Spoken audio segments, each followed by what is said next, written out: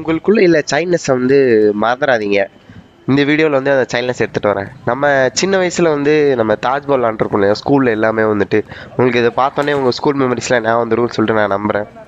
First நாங்கள் ஒரு 8 பேர் ஒரு டீம், அவங்க ஒரு 8 பேர் ஒரு டீம்.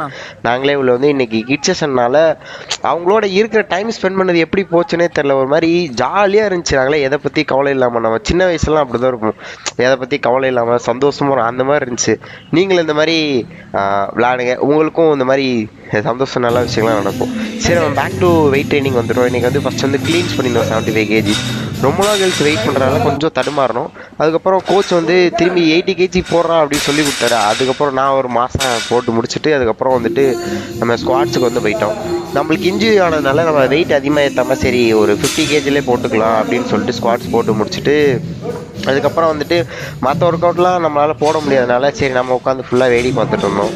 வேடிக்கை பார்த்துட்டு இருக்கப்போ சரி அப்படி சொல்லிட்டு முடிச்சுட்டு அதுக்கப்புறம் நம்மளுக்கு வந்து சீட்டட் ஷோல்டர் ப்ரெஸ்ன்னு சொல்லுவாங்க.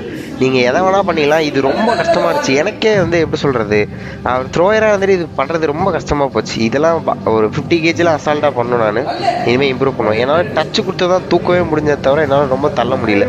ஃபஸ்ட்டு கம்மியான வெயிட்டில் நல்லா பண்ணிவிட்டேன். அதுக்கப்புறம் வந்துட்டு சரி கொஞ்சம் கஷ்டப்பட்டேன். சரி அதுக்கப்புறம் உட்காந்து ஒர்க் பண்ணுறோன்னு சொல்லிட்டு நானும் ட்ரைனிங்லாம் முடிச்சுட்டு எல்லாத்துக்கும் டாட்டா பை பை சொல்லிவிட்டு இன்றைக்கி செஷன் வந்து அருமையாக போச்சு.